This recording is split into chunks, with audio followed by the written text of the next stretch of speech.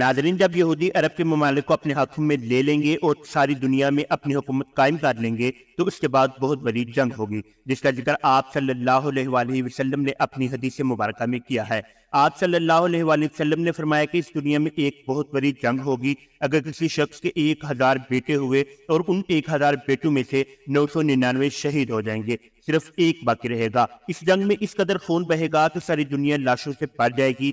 एक परिंदा हवा में उड़ेगा और वो जमीन में उतरने की तैयारी करेगा, लेकिन जमीन लाशों से भरी हुई होगी और वो परिंदा बहुत दूर तक उड़ता चला जाएगा, यहाँ तक कि उसे कहीं भी बैठने की जगह नहीं मिलेगी। फिर वो परिंदा थक हार कर लाशों के ऊपर गिर जाएगा, क्योंकि आज के वक्त में यहूदी लोगों को अपनी तरफ झुका रहे हैं और इस दुनिया में सिर्फ और सिर्फ अपनी हुकूमत कायम करने में लगे हुए हैं। लेकिन आने वाले वक्त में उनके साथ क्या होने वाला है उन्हें कुछ मालूम नहीं। दुनिया की जो अजीम तरीन जंग होगी वो सिर्फ और सिर्फ यहूदियों की वजह से होगी, जिस जंग में मुसलमानों की